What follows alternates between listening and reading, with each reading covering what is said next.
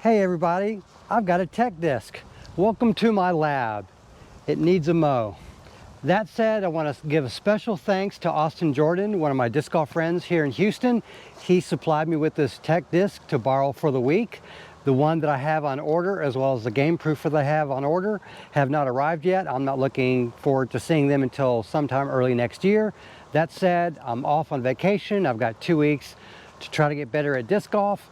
And thankfully, Austin came in clutch to let me borrow this. I'm going to leave an affiliate link to him below. It helps him out if you order some of these, which I do recommend if you're trying to get better, learning form and learning what it takes to manipulate a disc correctly. That's what this is for. And I'm going to find out if I can do good with it. Let's go ahead and get started.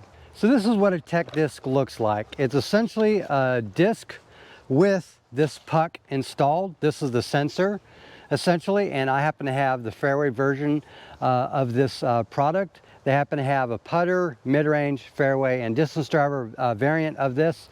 All the ones that I've seen have been Discraft variants. This is an Undertaker. So with that said, I'm going to go ahead and get my iPhone out, and I'm going to install, well, I've actually just installed the app. I'm now going to synchronize via Bluetooth this phone with this disc.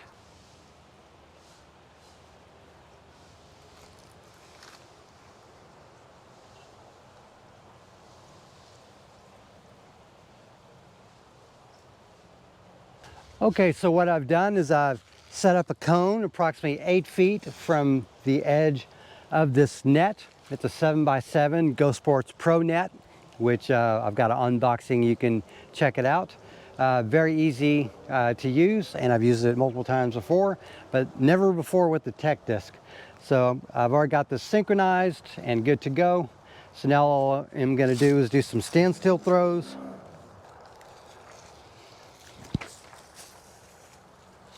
Throw number 2.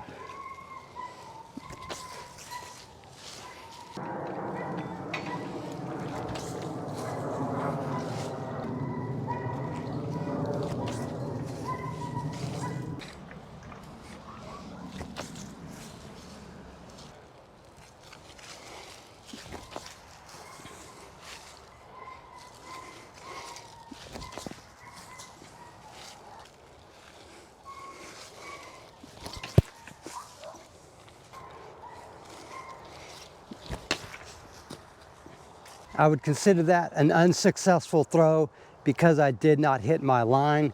If I make it inside this orange hexagon, I've hit my line. I hit my line there.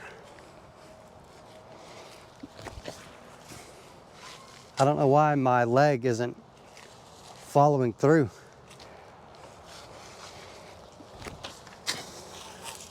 I wouldn't say that was a line hit either, even though it went in the hexagon.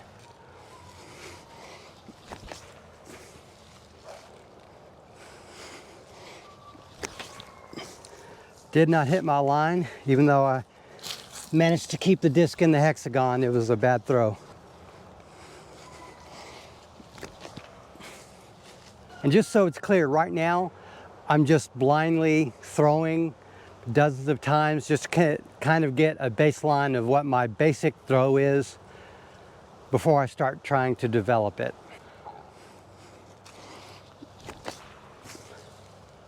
One of the things Austin told me regarding throwing at one of these nets, the height on this is not that high, so just try to throw it in here and not get too worried about nose angle, simply because this is at a lower level than what my disc is coming out. I really want my disc to come out about like right here.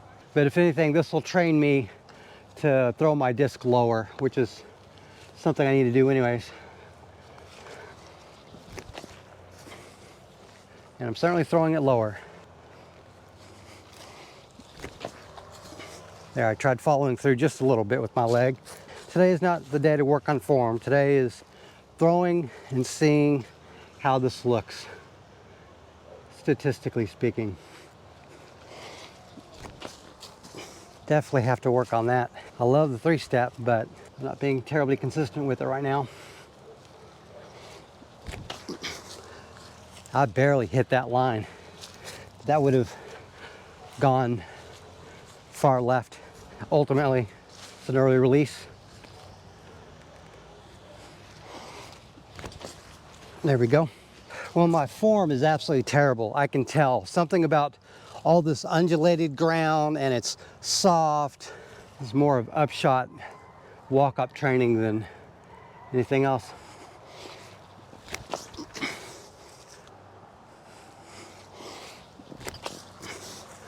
Be interesting to see how nose up it is compared to the trajectory that I'm throwing it.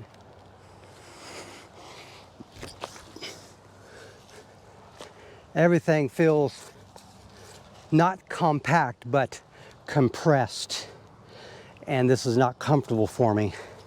Having a very small run-up area and being limited to a 3-step.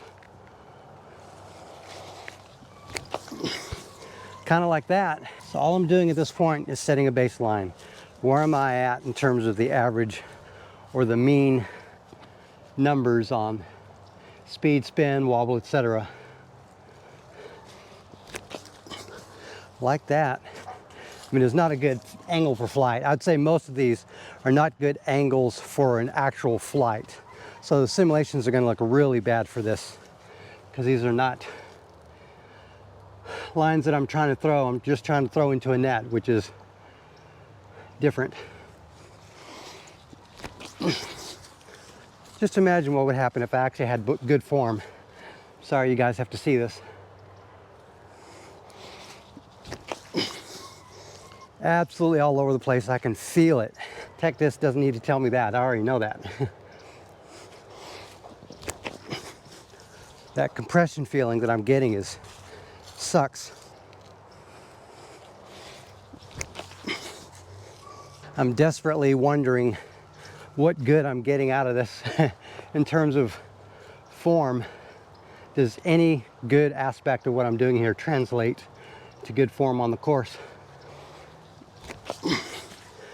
Maybe if anything, I'm just learning how to hit a gap at the expense of everything else. Like what I'm doing in terms of getting the disc out there, but my body is constricted. Feels so weird. I do not play like this on a golf course. I wouldn't throw like this on a golf course, but I'm sure as heck throwing like this here, that's frustrating.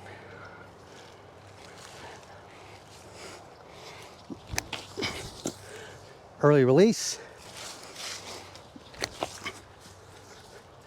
I mean, that was 3 feet behind the lie. Absolutely terrible. Hope this is worth it, because I'm not feeling good right now.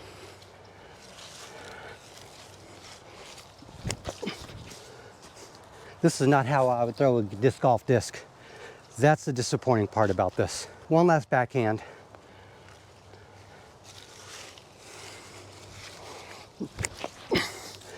That would have been a late release with hyzer.